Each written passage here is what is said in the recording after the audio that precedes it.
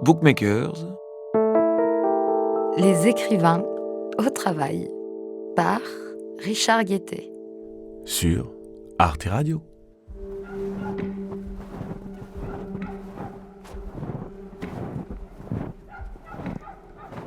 Elle regarde et elle hésite. J'y vais, je rentre. Il n'est pas là. Voir la maison où il habite, le parc, on ne me connaît pas. Et oui, elle descend la pente vers la demeure et, haletante, comme ébahie, regarde autour. Et rien, personne dans la cour. Les chiens de la maison l'assaillent, elle a crié, saisie de peur. Les garnements des serviteurs accourent leur livrer bataille. La demoiselle est délivrée, sa protection est assurée. Permettrait-on que je visite ? Demande-t-elle.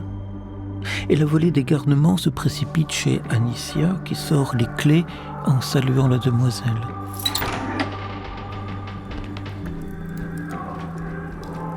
Elle entre dans les lieux déserts où Evgénie vivait hier. Une queue oubliée repose sur le billard. Souvent, fait Anicia dans une pause, guidant Tania. Là-bas, monsieur restait tout seul au coin du feu.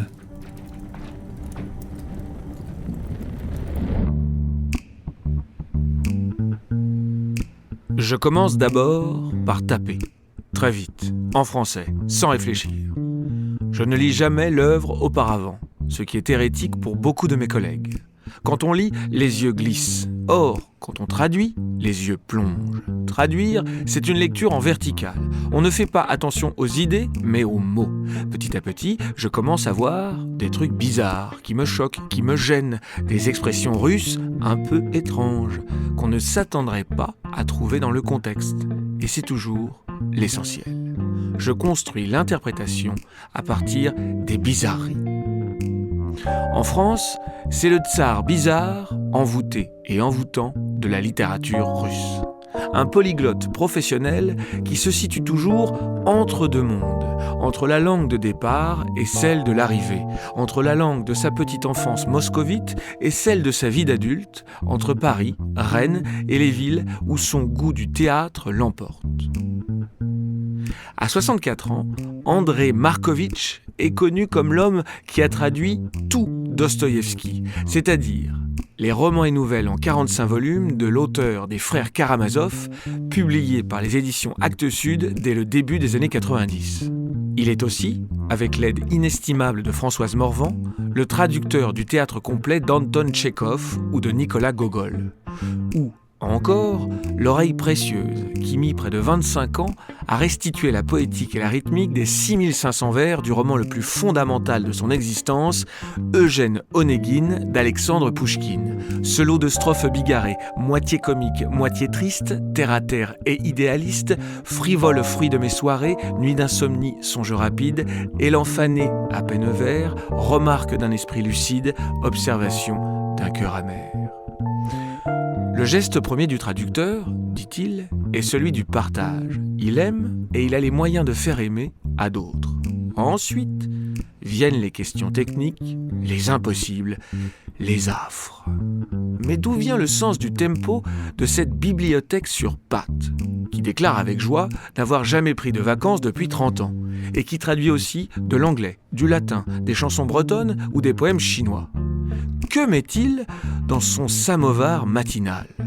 Qu'a-t-il retenu de son mentor, au physique de colosse, le linguiste et dissident russe Efim Etkin, qui l'invite à 16 ans à rejoindre son cercle de traducteurs, cette école des mots, des sons, de la construction qui a tant marqué Markovitch. Les portes s'ouvrent enfin sur ce premier épisode. Au coin du feu, entrons dans la datcha mentale de monsieur.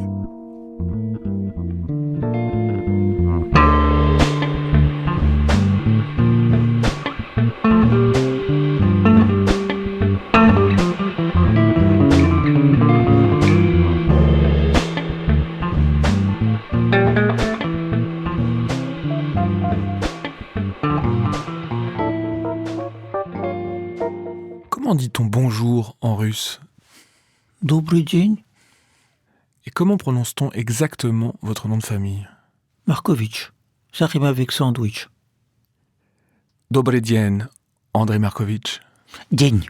Tin. Voilà, ça c'est mieux. Pour commencer, une question simple en apparence, à laquelle je vous conseille de répondre sans trop réfléchir. Quel est le mot qui correspond le mieux, selon vous, à votre métier de traducteur, celui qui traduit le plus justement cette position et la façon dont vous l'incarnez? Un seul mot. Mais c'est pas un métier. Si c'est pas une passion et une raison de vivre, alors c'est pas la peine. Alors un mot pour décrire cette passion. Être ailleurs donc ici. On est là parce que on est ailleurs. Et le mot qui revient trop souvent sous votre plume, peu importe la langue à partir de laquelle vous traduisez, celui que vous chassez, que vous coupez, parce que c'est un tic chez vous. Alors il y en a plein et je les coupe pas. C'est on dirait, j'ai l'impression, si je comprends bien. Des mots qui atténuent? Oui, qui enlèvent la certitude. J'essaie de pas avoir de certitude, j'ai l'impression. Andrei Markovitch, vous êtes né à Prague en 1960. Eh oui, j'ai pas fait exprès. D'une mère russe et d'un père français d'origine juive et polonaise. Votre père, Romain, journaliste et fervent militant communiste à la fin des années 50, était en poste quand le pays s'appelait encore la Tchécoslovaquie, sous la tutelle de l'URSS. Il a ensuite travaillé de 1961 à 1964 à Moscou, lieu de votre éveil au monde. Quelle était sa spécialité? Sur quel sujet écrivait-il? Il réécrivait les articles en français de toutes sortes d'agences de presse ou de toutes sortes de sources russes. Un secrétaire de rédaction? On pourrait dire ça comme ça. Votre mère, Darejan, russe née en Sibérie, a rejoint, je crois, votre père à Prague. Oui, ils étaient mariés, il est allé le rejoindre. Juste avant votre naissance, elle a appris le tchèque avec joie. Et voir une jeune soviétique parler tchèque fait plaisir aux gens, là-bas, qui soutiennent cette personne, je cite, toute simple, avec quelque chose de doux et de sympathique, heureuse d'apprendre. Votre mère travaille à Prague comme médecin. Quelle était sa spécialité? Elle était pédiatre. Enfant, vous parliez français à votre père et russe à votre mère, ainsi qu'à votre grand-mère et à sa sœur à elle qui vous gardait. L'acte de traduire a donc toujours été spontané pour vous, érigeant naturellement un pont entre deux rives, entre deux cultures. L'année de vos 4 ans, en 1964, votre famille s'installe à Paris parce que votre père ne supporte plus, en Russie, la violence et l'alcoolisme dans la vie quotidienne. Votre mère s'inscrit en licence de russe à la Sorbonne, passe l'agrégation et devient professeure de littérature russe. Elle a fait sa carrière comme enseignante, spécialisée dans la grammaire. Vous avez dit « J'admire beaucoup les gens qui ont franchi de grands obstacles dans leur famille pour arriver au livre. Moi, ça m'a été donné. Il y avait toujours autour de moi des livres, et ce que l'on me demandait, c'était de les lire. Parmi ces livres, il y a au centre, en majesté, Eugène Onegin. Vous avez mis 25 ans à traduire Eugène Onegin d'Alexandre Pouchkine, composé entre 1821 et 1831, qui est selon vous, et beaucoup d'autres personnes, le plus grand livre de la littérature russe, le livre le plus extraordinaire, le plus tragique et le plus ironique. Ce roman en vers, différence diabolique, disait l'auteur avec malice, ce roman tissé d'environ 6500 vers, vous l'avez résumé ainsi. Un homme s'ennuie. Il va à la campagne, une voisine tombe amoureuse de lui, il dit non car il est honnête, il la revoit quelques années plus tard, il tombe amoureux, et elle dit non, c'est trop tard, et c'est tout.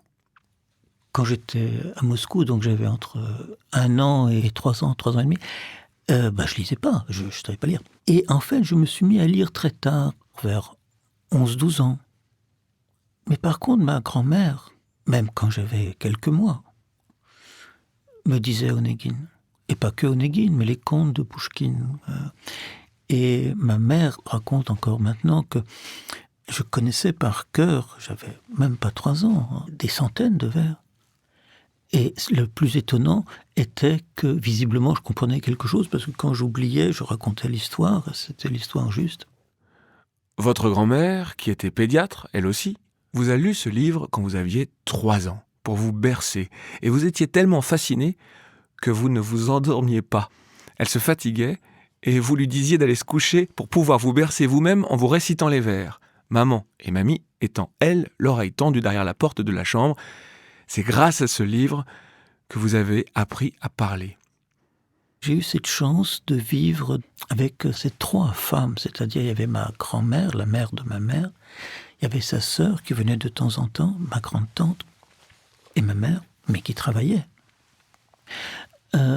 Tout dans la vie soviétique, et je pense dans la vie russe en général, est fait pour rendre les gens méchants. Tout était très sciemment organisé vers la laideur et vers la violence, pour que les gens se haïssent les uns les autres. Et bien, par exemple, quand j'avais 3 ans, je n'allais pas à l'école maternelle, je restais avec ma grand-mère, donc elle m'amenait partout.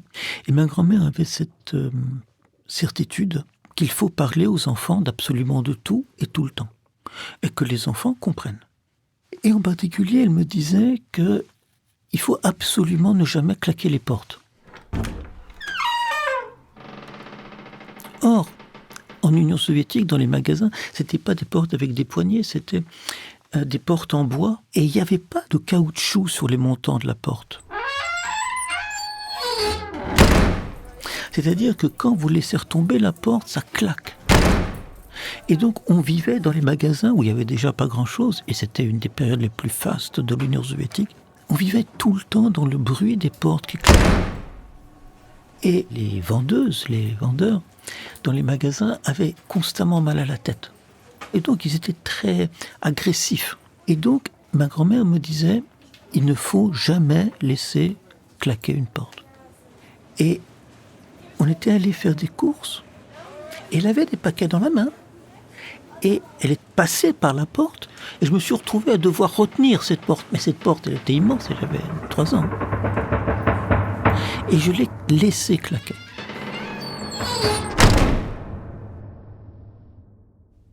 Et je me souviens encore maintenant, très clairement, du regard qu'elle m'a lancé. Et ce regard signifiait « je ne veux pas que mon petit-fils devienne soviétique ». Il y avait ça, et à côté de ça, il y avait cette espèce d'air qu'on respirait, qui était la poésie, qui était Pouchkine. Et quand je réfléchis maintenant, c'était déjà un monde pouchkinien au sens très sérieux du terme. Je veux dire, Pouchkine a défini 2 sphères dans la vie russe, dans la vie de la société en général. La première, c'est l'Empire, l'histoire. Ça peut être grandiose, ça peut être terrible, c'est généralement monstrueux. Mais ça ne prend pas en compte la dimension de l'individu. Il n'y a pas de notion d'individu dans l'histoire russe. Et face à ça, vous avez Dom, ce que tout le monde appelle Dom, la maison. C'est-à-dire un endroit pas en dehors de l'histoire, mais à côté.